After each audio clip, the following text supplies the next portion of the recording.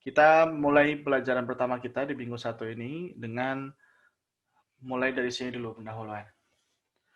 Jadi fisik itu berasal dari bahasa Yunani kuno. Istilahnya ya, bukan berarti ilmunya itu berasal dari sana. Memang benar-benar dari sana. Tapi istilah fisik berasal dari bahasa Yunani kuno, yaitu physics ya, simbol yang artinya itu knowledge of nature. Dari arti namanya saja kita tahu bahwa fisika ini pasti mempelajari alam dan dinamikanya. Nah, maksud dari waktu kita mempelajari alam dan dinamikanya, ya itu adalah untuk menimbulkan sikap-sikap terkait dengan bagaimana kita memandang alam dan menyikapi keberagaman dan dinamikanya. Makanya di sini sering ada kita bilang scientific ability itu kadang bersinkronisasi dengan scientific attitude. Walaupun ketika zaman sekarang ya, maksudnya kalau zaman sekarang kita mandang, kadang scientific ability itu tidak selalu sejalan dengan scientific attitude. Karena scientific attitude istilahnya adalah sikap-sikap yang semestinya dimiliki oleh para ilmuwan. Dan scientific atau science itu sebenarnya dulunya itu tidak ada dikotomi dengan bidang-bidang yang lain. Maksudnya istilahnya namanya ilmu pengetahuan ya umumnya dibilang sebagai sains selama memang mempelajarinya alam dan dinamikanya. Karena kalau kita mempelajari alam ya semua hal yang ada di alam itu ya adalah anggota dari alam itu sendiri, nggak ada manusianya, bagaimana manusia berinteraksi satu sama lain, bagaimana manusia berinteraksi dengan lingkungannya, lingkungannya itu berinteraksi dengan lingkungan anggota lingkungan yang lain juga, dan dinamikanya. Ya, jadi dimaksudkan sebenarnya di waktu itu mungkin saat pertama kali ilmu kemudian dipelajari manusia berkembang, scientific ability itu berkaitan dengan scientific attitude.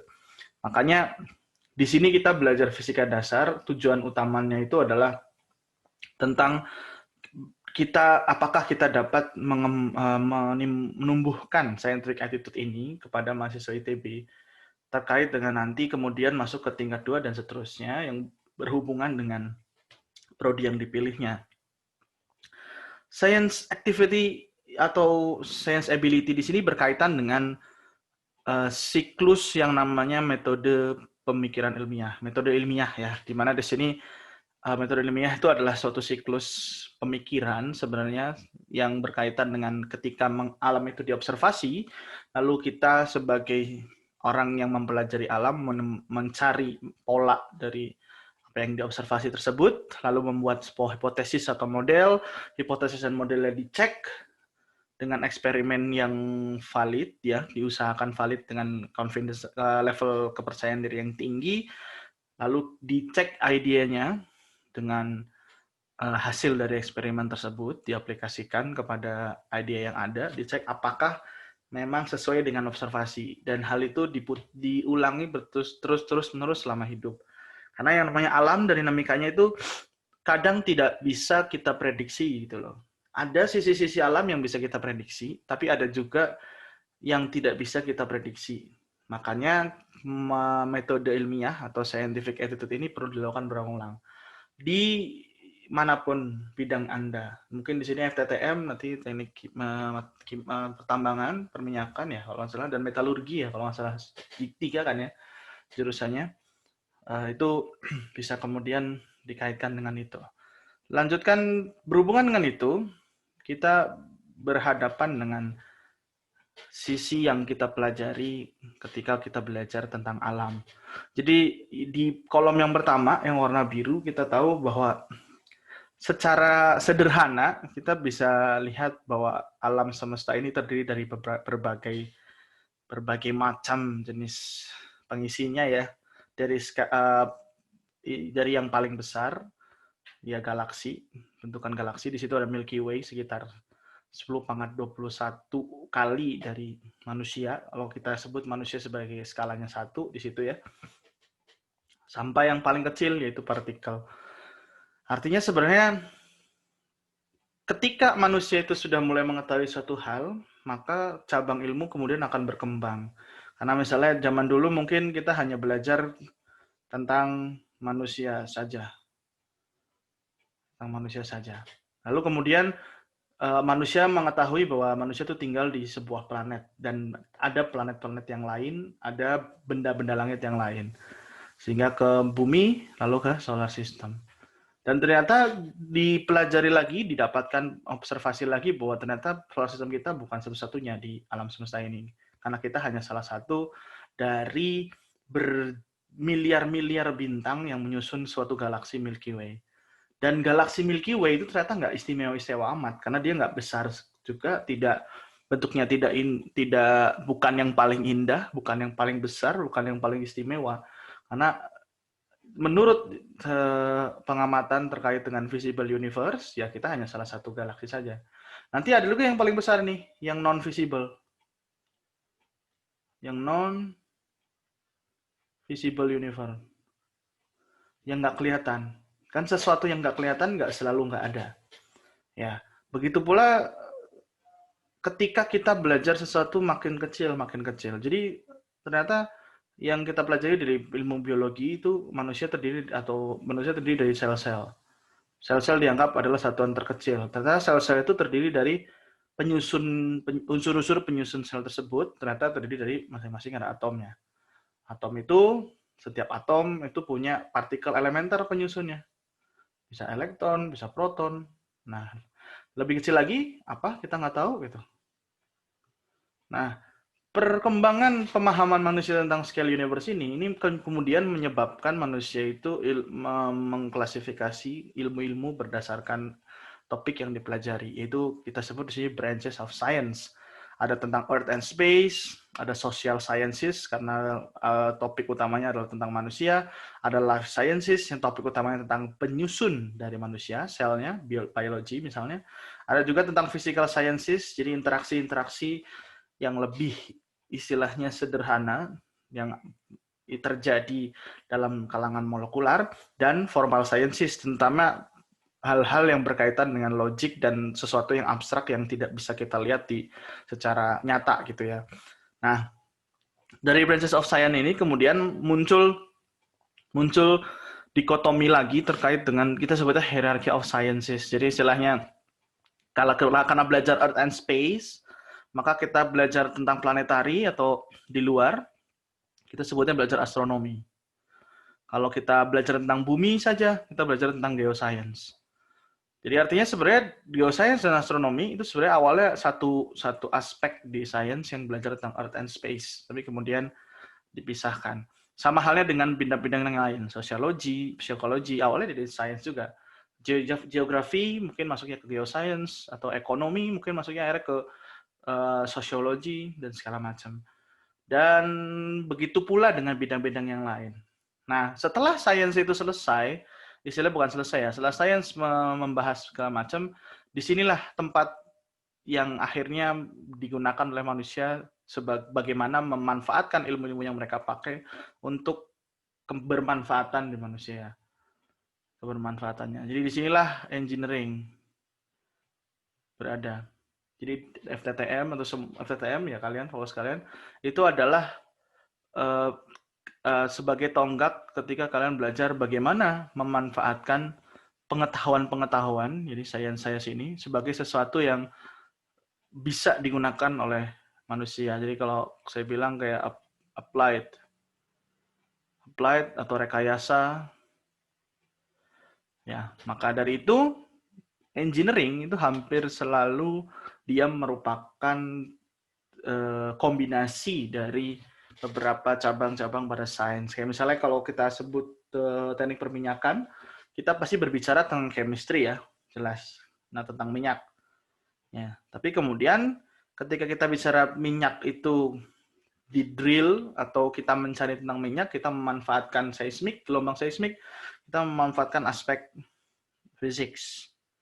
Nah, ternyata di situ kita ada kajian bahwa minyak itu yang paling bagus itu berasal dari mungkin tulang hewan atau apa, saya juga mohon maaf saya nggak begitu tahu, tapi ada beberapa hal tentang biologi yang nantinya bisa masuk dipelajari oleh kalian semua. Jelas pengetahuan tentang bumi juga masuk. Nah, beberapa sains itu digabung di dalam engineering karena tujuannya adalah applied dan rekayasa.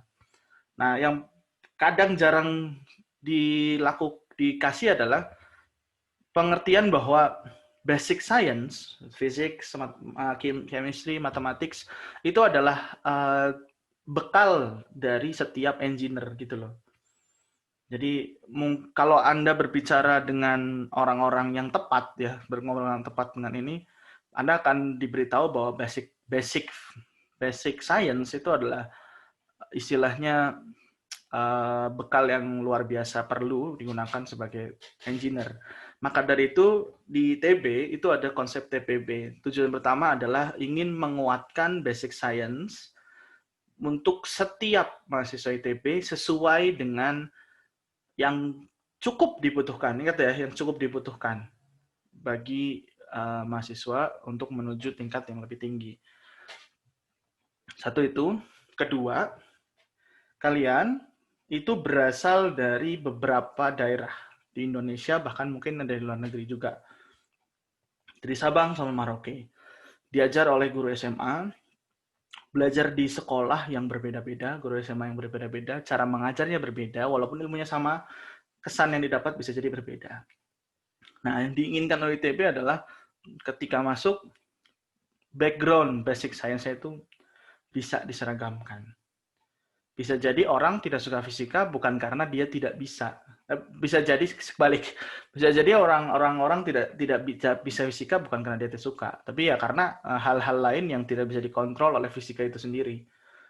Ya, jadi mungkin tentang fasilitasnya yang tidak terlalu menyenangkan, atau gurunya memang kebetulan tidak menyenangkan, walaupun setiap guru bukan masalah baik dan tidak mengajar, tapi cocok dan tidak mengajarnya ya. Itulah yang menyebabkan TPB itu jadi dipandang perlu sampai sekarang. Ya, sampai sekarang. Nah, nantinya kalau misalnya ternyata berkembang bahwa yang perlu itu khusus, FTTM misalnya bab yang perlu itu apa yang diajarin, segala macam, mungkin bisa dirubah SAP kita. Hanya yang jadi masalah adalah belajar fisika, ya khususnya di fisika, atau mungkin di ilmu lain juga sama, itu adalah belajar tentang merangkai setiap cerita dari teorinya. Maksudnya kalau kita belajar hukum Newton, dia akan berhubungan dengan hal-hal yang lain. Jadi kalau kita belajar hukum Newton gerak, kalau yang gerak itu benda tegar, itu bisa jadi geraknya ada dua jenis, rotasi dan translasi. Jadi gerak lurus dan gerak berputar. Nah, ketika geraknya sudah berputar, dia itu tidak berubah. Hanya dia itu punya besaran lain yang akhirnya berhubungan sama bagaimana energinya itu bekerja. Bagaimana energinya itu disampaikan di geraknya. Begitu pula selanjutnya. Kalau kita bicara tentang massa di fisika ini, mungkin semester depan kita akan bicara tentang suatu hal yang mirip dengan massa sebagai karakteristik intrinsik, tapi nggak ada di massa, yaitu muatan. Nah, kadang kan banyak yang berpikir, ngapain gue belajar tentang listrik gitu? Kan gue anak apa gitu. Nah, yang jadi masalah bukan ngapain belajar listriknya, tapi bagaimana kita itu bisa memahami sains itu sebagai pemahaman tentang alam. Oke, kita lanjutkan. Nah, yang di fisika dasar pun sebenarnya kita nggak belajar semua fisika, hanya dasarnya saja.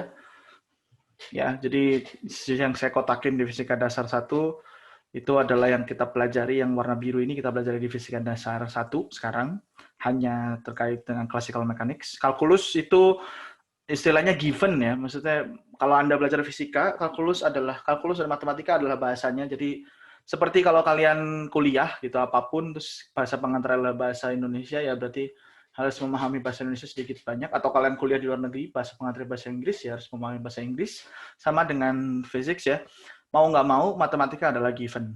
Jadi, dan cara melatihnya adalah tidak ada yang lain, tidak ada tips kecuali latihan. Karena istilahnya kayak belajar bahasa. Allah bisa karena biasa. Kita biasa berbahasa Indonesia ya karena kita biasa menggunakannya kan untuk ngobrol. Ya, emang ngobrol dengan matematika bukan sesuatu yang lazim, tapi itu memang dilakukan oleh orang fisika. Kita juga belajar tentang gelombang sebagai bentuk dari perjalanan energi. Kita belajar tentang fluida, mechanics ya. Artinya ini adalah gerak atau hukum Newton yang kita terapkan pada benda-benda yang non padat. Jadi yang mengalir ya, di sini contohnya bisa juga air, bisa juga gas, yang penting dia mengalir. Dan hubungan usaha energi pada gas yang kita sebut ini thermodynamics. Yang kenapa thermodynamics? Dinamika termo atau dinamika temperatur, di mana temperatur adalah salah satu karakteristik yang menggambarkan bagaimana gas itu dilihat, diparameterisasi.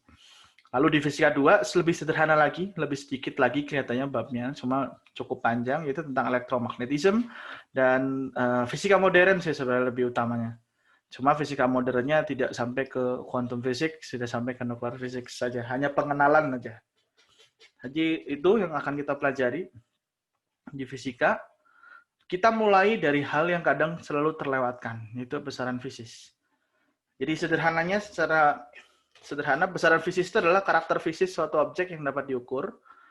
Contoh panjang, waktu, atau apapun yang kalian mau ukur, densitas, volume, jumlah zat, atau apapun. Hanya di sini besaran fisis dibatasi sebagai besaran yang bisa diukur saja, kalau di fisika. Kalau besaran-besaran yang tidak bisa diukur, itu kadang tidak terlalu diperhatikan pada fisika. Contohnya, apakah bagaimana besarnya perhatian dia padamu, gitu. Bagaimana kemungkinan saya bersama dengan dia pada esok hari, bagaimana kemungkinan dia ada di samping saya pada saat pernikahan. Itu kadang nggak fisis ya, karena banyak faktor yang nggak bisa diatur. Oh ya, sebelum saya lanjutkan, jika ada pertanyaan, boleh langsung dipotong saja atau angkat tangan. Jadi pakai raise hand ya. Maksudnya istilahnya, saya mungkin akan jeda untuk minum misalnya, tapi apa namanya, saya akan terus menjelaskan kalau tidak ada pertanyaan, gitu ya. Oke, kita lanjutkan.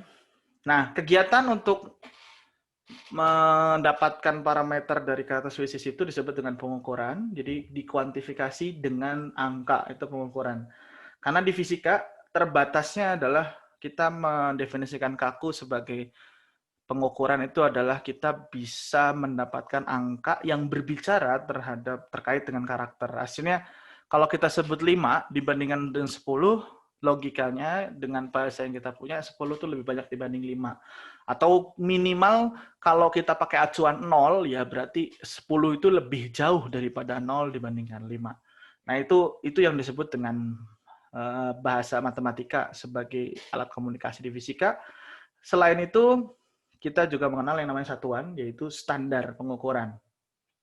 Ya, standar pengukuran artinya ketika satuan ini disematkan pada nilai atau angka apapun, kita bisa punya standar yang berbeda kalau satuannya berbeda. Contohnya, kilogram dengan meter, walaupun sama-sama 10, dia akan mempunyai arti yang berbeda, karena besaran yang diukur berbeda. 10 meter dengan 10 cm, walaupun dia mengukur besaran yang sama, tapi punya arti yang berbeda. Karena meter dengan sentimeter itu ada beda skala di situ. Ya. Nah, jadi kita lihat yuk WhatsApp. Oke, saya lanjutkan. Besaran fisis atau tadi besaran fisis itu bisa dibagi menjadi 2, yaitu besaran pokok dan besaran turunan. Bedanya adalah besaran pokok adalah besaran yang menjadi standar, atau artinya besaran yang tidak bisa digambarkan dalam besaran yang lain. Ya, di sini yang kita kenal besaran pokok itu ada 7. Ada waktu, panjang, massa, arus listrik, temperatur, jumlah zat, dan intensitas cahaya. Mungkin 2 hal yang bisa menarik pemikiran Anda adalah tentang arus listrik dan luminositas ya. Ya, karena yang kita tahu sekarang kita punya yang namanya muatan. Ya, massa di situ sebagai besaran pokok. Kenapa yang jadi besaran pokoknya untuk listrik itu bukan muatan tapi electric current, arus listrik. Nah, hal ini kenapa terjadi? Karena ketika kita mau mencari muatan, yang sebenarnya awalnya kita ukur itu adalah arus listrik. Jadi besaran yang terukur dengan jelas terlihat itu sebenarnya adalah arus listrik. Karena arus listrik itu adalah manifestasi dari, atau penggambaran ya, kalau nggak paham, mesti takutnya istilah terlalu susah, manifestasi penggambaran dari transfer atau pergerakan muatan dari suatu titik ke titik yang lain melalui perbedaan potensial. Atau gampangnya perbedaan ketinggian yang dialami oleh muatan. Nah, yang terukur dan terlihat itu adalah arus listriknya.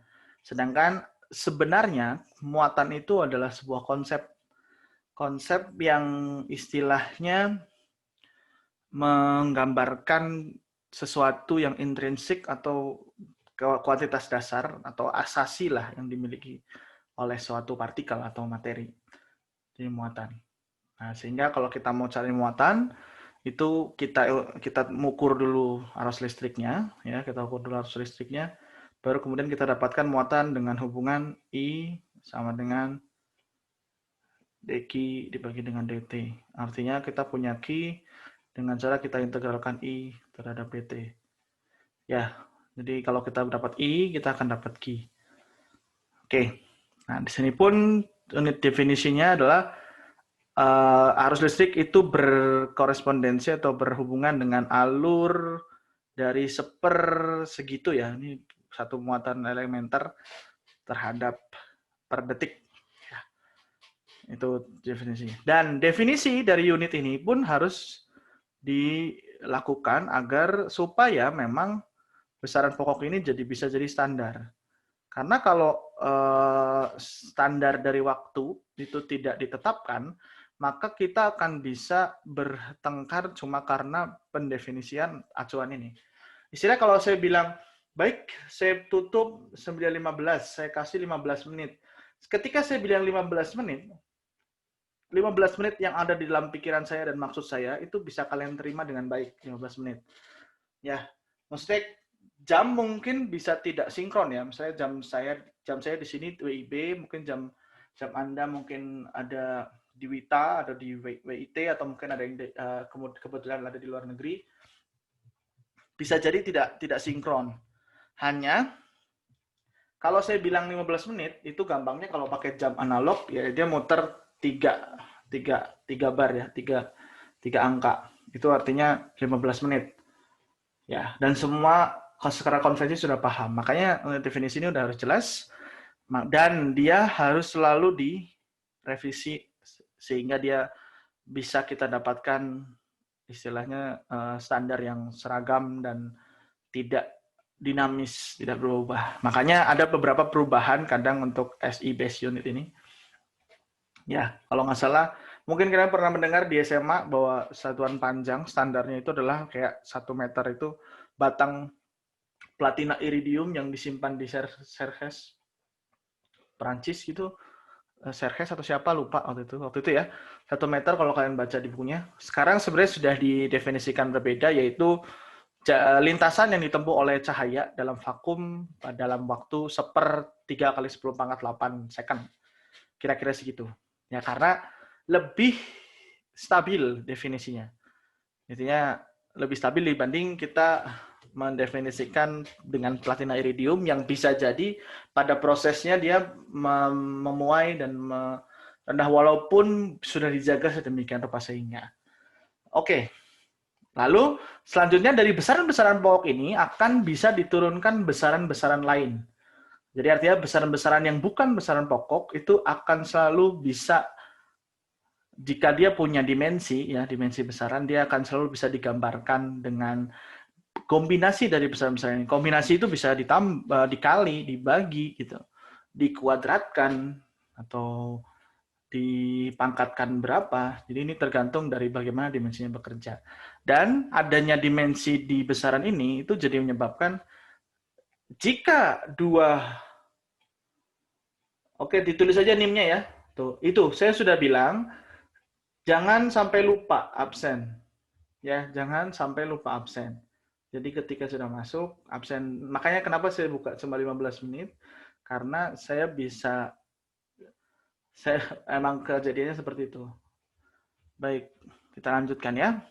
Ya, besaran turunan tadi adalah kombinasi dari beberapa besaran pokok, dan 2 persamaan atau 2 besaran yang tidak sama dimensinya itu tidak mungkin bisa disamakan. Artinya berapa kilo itu tidak bisa sama secara langsung dengan berapa meter. Jadi secara besaran nggak bisa, tapi kan kadang kita punya yang berhubungan namanya massa jenis. Jadi misalnya massa jenis itu adalah konstanta yang menghubungkan antara dua besaran atau sesuatu yang jenis-jenis lah. Misalnya massa jenis berhubungan massa dengan volume dan seterusnya yang lain. Oke, besaran fisis juga kita pandang kita bisa bagi dua jenis. Jadi besaran pokok dan besaran besaran turunan pun bisa dibagi jadi dua jenis, yaitu besaran skalar dan besaran vektor. Ini kita nggak bicara satuan ya, semuanya perlu satuan. Bedanya antara besaran skalar dan besaran vektor, besaran skalar hanya memiliki besar saja. Artinya, besaran-besaran tersebut akan cukup informasinya ketika kita hanya memberikan angka saja. Contohnya ya, massa. Kalau kita sebut massa saya 60 kg, itu sudah cukup. Ya, kita sudah cukup menggambarkan tentang besaran tersebut. Lalu misalnya konsentrasi, misalnya, oh larutan ini konsentrasinya 4 molar, misalnya. Itu sudah cukup menggambarkan bagaimana karakteristik dari si yang kita ukur tersebut. Sedangkan besaran vektor itu adalah besaran-besaran yang pada karakterisasinya itu perlu besar dan arah. Atau akhirnya gampangnya memiliki besar dan arah. Contoh posisi, kecepatan, percepatan, gaya, atau apalagi yang lain misalnya ya paling sering kita temui ini ya. Ya, contohnya kecepatan, kalau kita sebut dia berjalan dengan kecepatan 50 km per jam.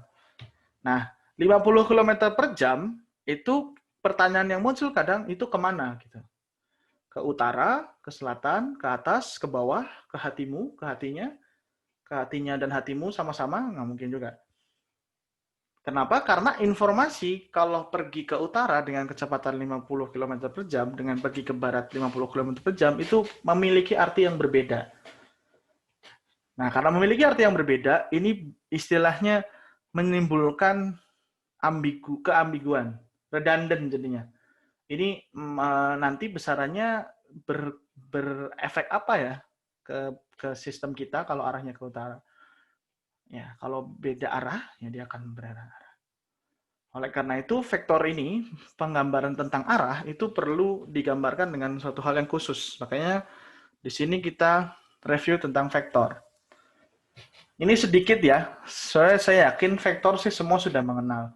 Sedikit saja. Jadi notasi vektor, jadi besaran-besaran yang digambarkan punya arah dan besar, itu ditulis biasanya seperti ini. Ini saya bilang biasanya ya. Jadi huruf yang jadi simbol besaran vektornya atau kuantitas vektornya itu ditulis dengan di atas ada tanda panah. Atau di beberapa buku ada yang dicetaknya tebal. Jadi vektor itu cetak tebal. Karena jelas menulis panah di atas itu kadang lebih rumit dibandingkan mencetak tebal ya. Nah, lalu vektor itu tadi punya dua bagian, ada besar, ada arah. Jadi bisa ditulis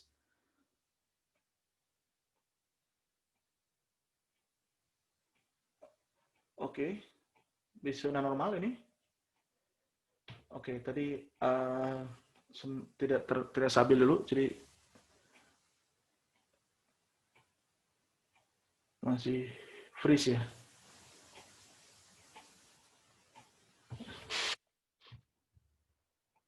Sebentar.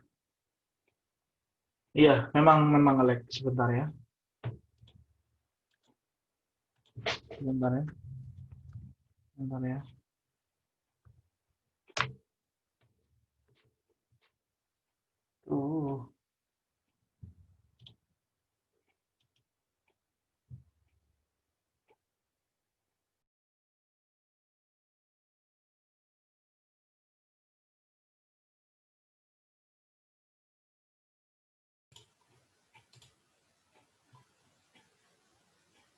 Oke, ini sudah normal belum?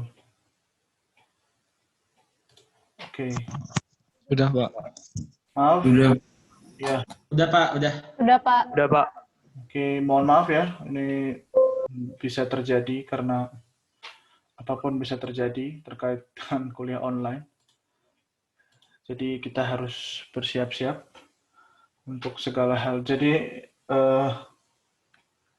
apa namanya,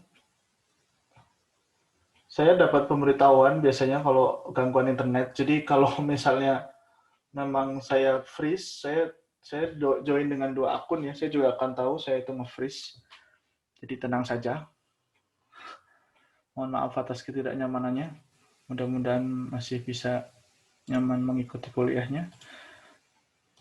Tadi saya pikir saya aware ya dengan saya nge-freeze, jadi saya tidak menjelaskan apapun ketika freeze.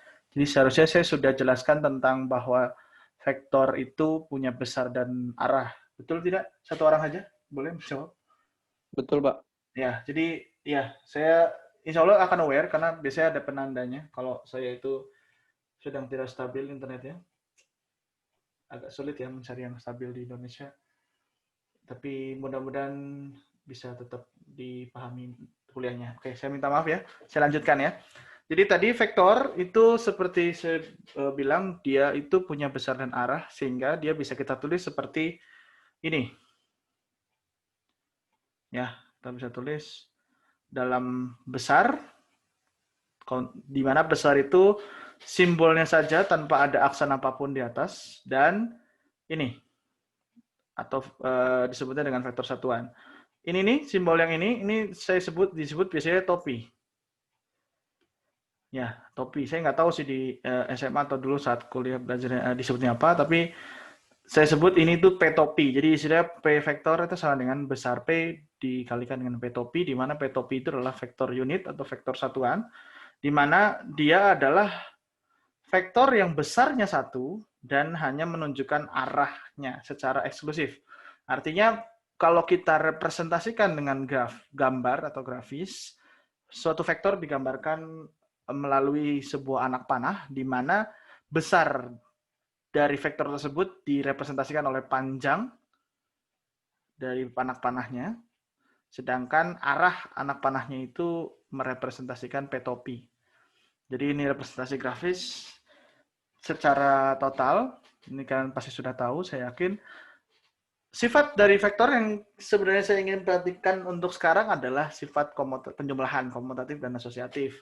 Artinya setiap besaran vektor kalau kita jumlahkan itu harus memenuhi persamaan dua ini.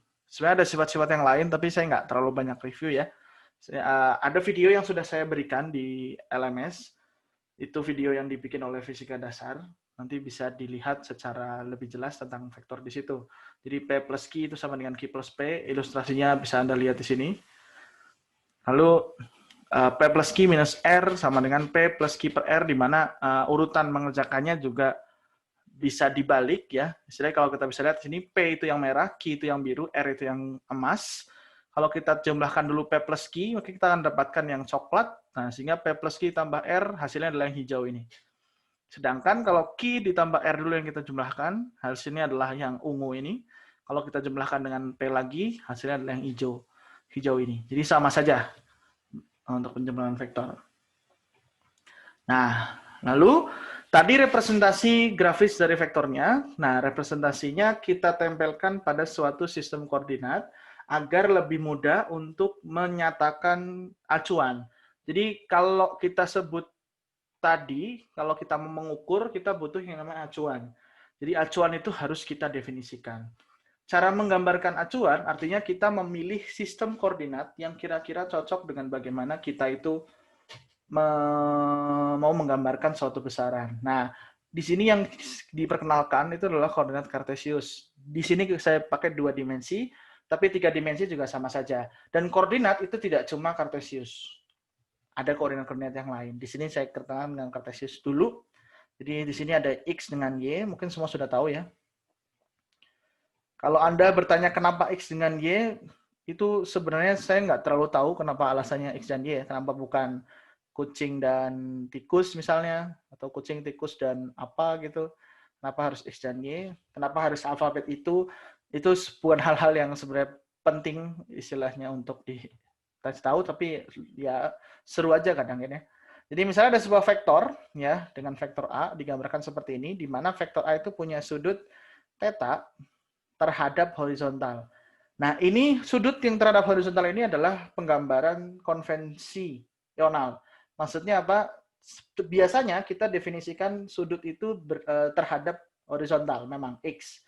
Tapi sebenarnya kalau kita mau bikin garis lagi, aduh, maaf kurang lurus, garis lagi di sini misalnya, ya, dimana di sini dia punya sudutnya itu misalnya yang lain ya, misalnya V gitu, itu boleh saja. Jadi tidak masalah, tidak harus yang manapun bagaimana. Hanya di sini untuk konvensional saya ambil theta di sini. Nah, oleh karena tadi koordinat itu adalah bagaimana kita memahami tentang masalah acuan, maka vektor tersebut bisa kita gambarkan sebagai komponen-komponen acuan. Di sini sumbunya adalah X dengan Y, maka kita bisa ekstraksi si vektor ini punya komponen X dan komponen Y. Nanti jika dia 3 dimensi, dia punya komponen Z juga. Dengan sudut tertentu pasti. Yang jelas sudutnya ada 2 kalau pakai Z ya, 3 dimensi. Dimana kalau pakai teori trigonometri, dari trigonometri biasa ya, kita tahu di sini kan, kalau saya gambar, nggak bagus, nggak masalah ya. Di sini A, lalu di sini AY, gitu. Ini AX. Kita punya hubungan AX itu adalah A cos theta, AY itu adalah A sin theta. Di mana tadi vektor itu digambarkan dengan besar dan arah ya. Besar dan arah. Ya, sehingga A itu bisa digambarkan sebagai komponen X ke arah X, komponen Y ke arah Y. Nanti ada juga tambahan jika dia 3 dimensi di sini. Lalu dengan menggunakan Pitagoras, sama juga kita akan dapatkan panjang A dan hubungan antara tangen. Artinya kalau kita perlu punya minimal 2 informasi dari 4 variabel. Kalau kita punya A, kita punya AY, kita bisa dapatkan theta, kita bisa dapatkan AX. Kalau kita punya theta dan AY, kita bisa dapatkan A, kita bisa dapatkan AX, dan seterusnya. Nah, lalu karena di sini sudah ada besar dan arah, artinya yang searah hanya bisa dijumlahkan dengan yang searah saja. Makanya pada saat kita meninjau penjumlahan vektor, penjumlahannya adalah yang punya arah yang sama dijumlahkan. Ya, yang punya arah yang sama dijumlahkan. Nah, begitu pula dengan pengurangannya. Sebenarnya pengurangan itu sama saja dengan penjumlahan, tapi bedanya dia itu dikurangi. Apa maksudnya ya bedanya? Ya,